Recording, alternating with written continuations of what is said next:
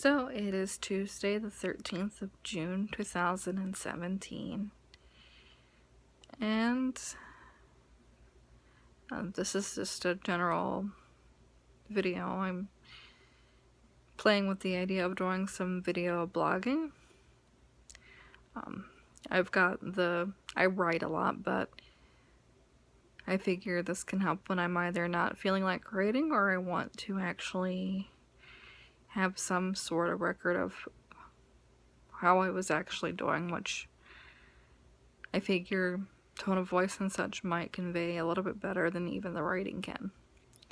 So, it's a hot day. I'm not enjoying that. I don't really like the heat.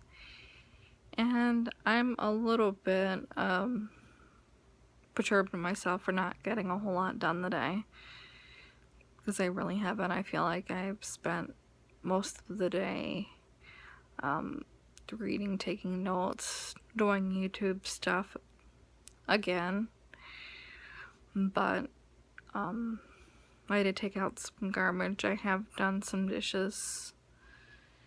Things are better than they were.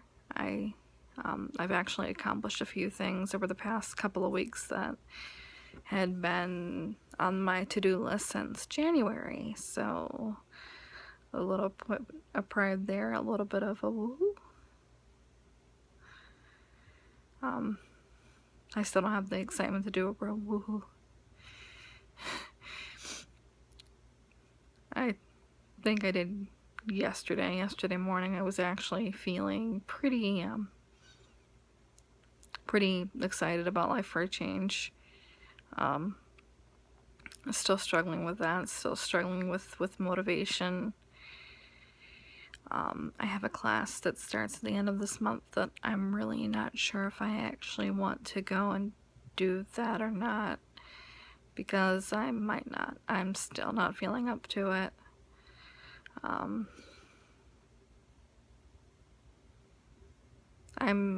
not that far into recovery, and it's been a rough year. Thankfully, I have had some help with that at this point, or I would be in much worse straits than I'm in right now.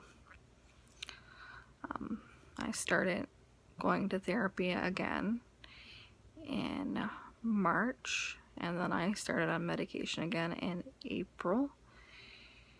It was actually the end of April. It was right after my 34th birthday, which is interesting there. I've since had a couple of med changes since then, and thankfully haven't had a lot of the panic attacks that I was having. So I haven't even had to use my anxiety medication that often, which is good because it's highly addictive, and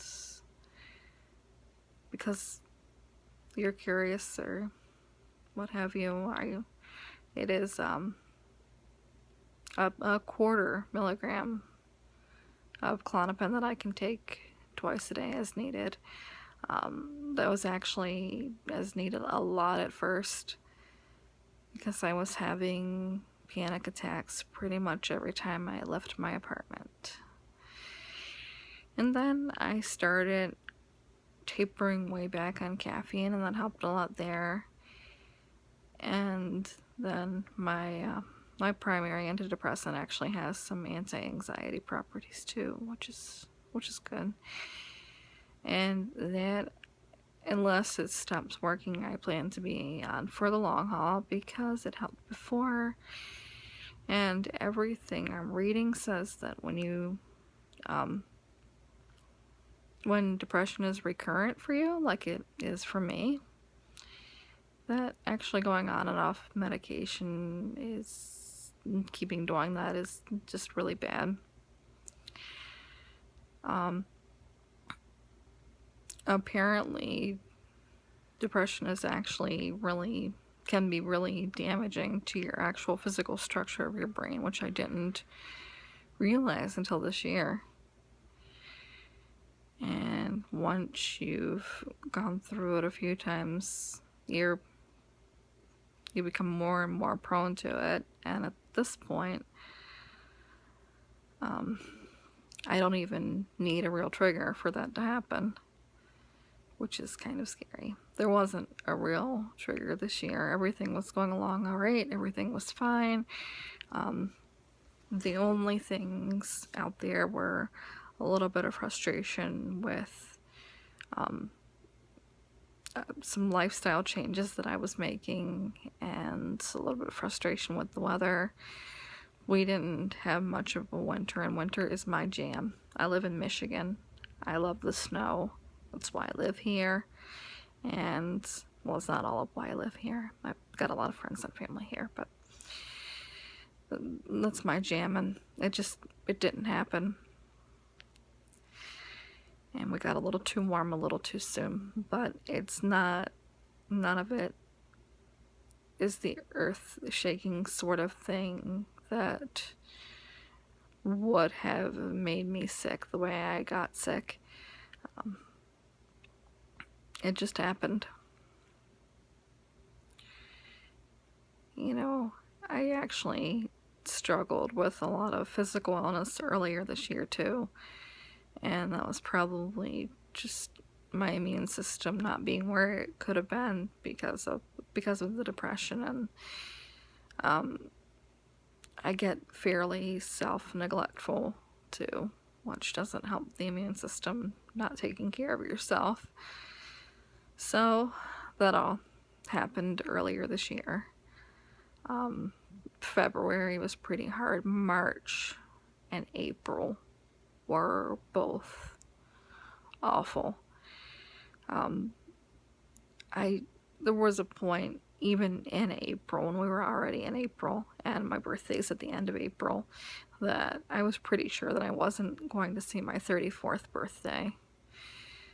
I was pretty sure that this was going to be it, and I think it's been a fairly frightening time for the people around me too, for my husband, who has never seen me go through this quite like this before. Yay for going off medication. Yeah, that was not a good choice. And so my quest to see a doctor about it, actually, I was already in therapy. My quest to see a psychiatrist to make an appointment was, I told my husband, because we're honest with each other, and I said, honey, this is really bad. I need to see a doctor about this. And I told him, I mean, I didn't use the word, because the word is scary. The word is hard to use. I'm saying it right here, right now online, though. I was suicidal. And I told him, I said, I can't stop thinking about hurting myself, and I need to do something. I realized something had to change in that moment. And so I made the appointment. And here we are. Because it is good for my own records too. Because the app was asking me, and I don't remember. I have quite a few years of medical history behind me at this point, and quite a few years relating to mental health at this point, since I'm 34, and I've been dealing with this since I was about 15 or 16. So at the current time, now in 2017, the Klonopin I really don't take all that often. It's I probably took it once or twice in the last week, and that's a typical week. The typical week is probably once, just once, but last week was a difficult week for me. The father of someone I care about greatly, her dad, attempted suicide, which brought up a lot of my own thoughts on the subject, and the fact that I had done the very same thing several years ago. So that was a difficult thing for me to deal with, as you know, as someone who is still recovering from a depressive episode. That was hard. But I digress. I went back on Celexa, which is what I was on before. We started at 20 milligrams, which brought some of the energy back, but didn't do much for my mood. And so we went up to 40, which seems to have done quite a bit for both. I have been having some fairly minor mood swings. It'll go up, I'll feel okay.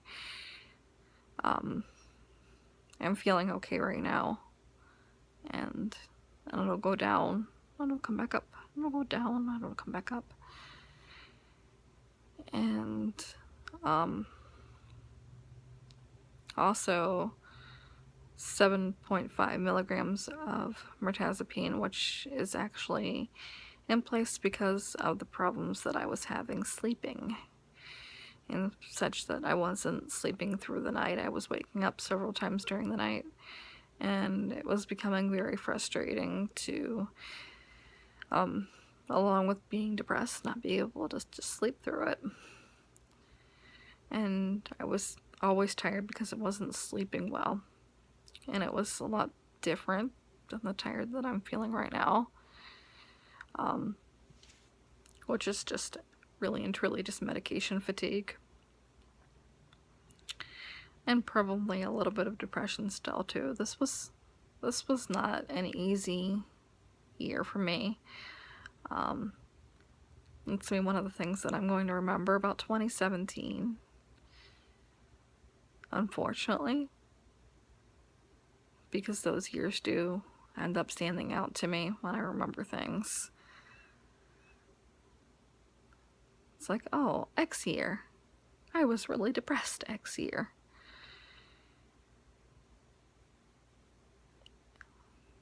And, I honestly wish we could reclaim that. Because when I say that, it implies that, that I was just really sad the entire year, that I really had the blues, but it's so much more than that. I mean, people get sad. That is incredibly normal. I'm probably a little more prone than most. I'm a little bit of a pessimist, I admit it. And along with that, I am someone who is prone to depression, the illness. And so things are a little bit more difficult in that sense too. But it's far more than, being sad.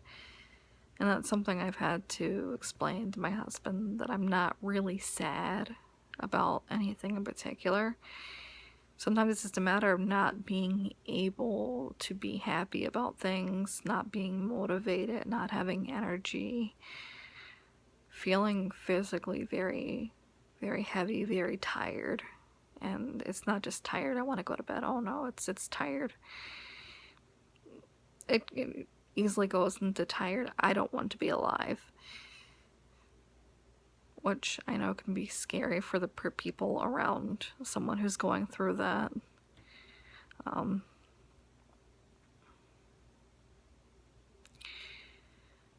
you stop a lot of the things that you stop a lot of life things in a lot of ways, even if you are going through the motions, because you're not taking enjoyment out of them anymore. I did lose some weight just because food didn't taste good anymore. I stopped reading. Books weren't interesting anymore. Stopped watching movies. Movies weren't interesting anymore. I didn't want to talk to friends because it was exhausting and felt pointless. And, that's That's the struggle with depression. That's, it goes a lot beyond, being sad. And most of the time, I wasn't even sad, and most of the time, I'm not even sad. I stopped feeling anything at all. I just feel numb, and then when the feelings do come in, it's irritability, it's anger, it's a general sense of agitation. My depressions tend to be very agitated, which is can be scary, because I have enough of that agitated energy sometimes that I do hurt myself, that I can hurt myself in the middle of that. And at that point, I don't care. Or it's what I want to do. It's what I really and truly believe that I want to do. And it's at the very heights of the agitation that I do that. And from my reading, that's probably an anxiety thing. That's a matter of having anxiety and depression together, which happens for a lot of people.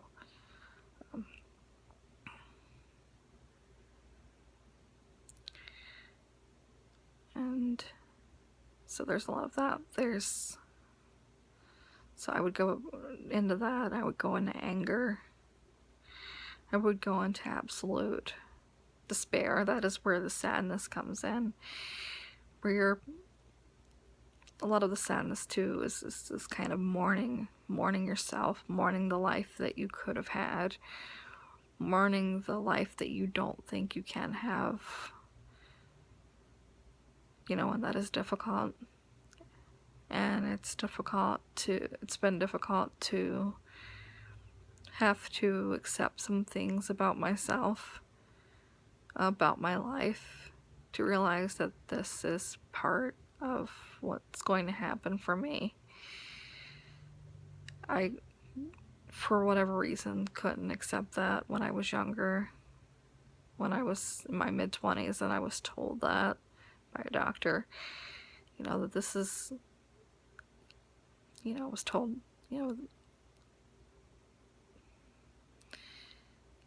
there isn't a cure for this. And at the point in time what that was, and I've had several episodes since then, that, at this point in your life, you are probably going to be dealing with this for the rest of your life. You are going to have to learn how to manage it, because it's not going away. And it was very hard to finally come to terms with that, to finally accept that, to realize that it definitely has made it a little easier on me to realize that the pharmaceuticals are just part of my life. All of us are given a hand to play, and my hand had some chronic mental illnesses in it, and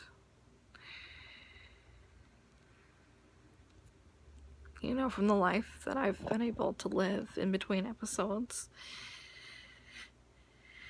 I don't always see it, but that life is worth living. It's worth, getting to spend that time with my husband, with my friends, with my cats. It's worth, getting to spend some time up climbing rocks around Lake Superior, which I did in May. That was last month. I'm pretty proud of myself for what I was able to do. I have some confidence and some lack of fear that I didn't even think that I had in me. I didn't even think I was capable of what I did in May. I'm overall becoming a little bit less fearful of life, a little bit more accepting of life, of the way that things are, which is a good thing. I had a friendship very much cemented this year. And this friend is old enough to be my mother, and actually has children around my age, But she's dealt with some of the same things that I have, and excuse me, at the time when she was telling me these things, when she was telling me it does get better, it was a case of I couldn't believe her. I wasn't able to believe her. But I could trust her, and I did. I it's like, okay, I trust you. You know, I'm going to do these things, and it's going to get better. I trust you that it's going to get better, that it's going to be okay, that I can get to a point where I'm, you know, no longer looking in the mirror and thinking, I hate you and you don't deserve to live. Or that, you know, looking around in my life and thinking, hey, you know, life is not worth living for me.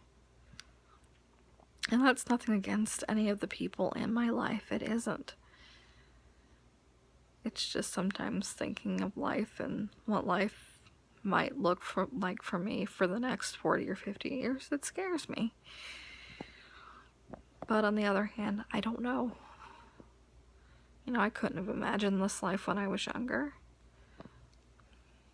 Here I am, 34.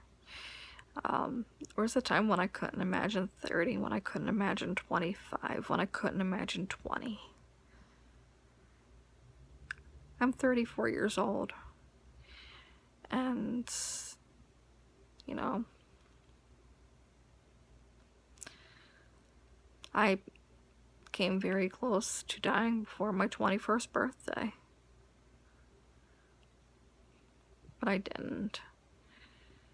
And I have to believe that I'm still here for a reason. And maybe that reason is simply this, simply to tell other people, hey, you know what, you're not alone. You know, I know what you're going through, it sucks. Trust me, I know it. It sucks. I don't like it either. You know, if I could do it over again and not have had the struggles that I had in my life, yeah, maybe I would do that. But I can't. And, you know, the struggles have made me part of who I am. I think they've made me a lot more empathetic. I care about other people. I don't like seeing hurt in the world. I don't like seeing that pain because I know what that's like. And I want to do something. I want to play my own small part in making that better for other people, if I can. And I think that's about it. That's about what I wanted to say.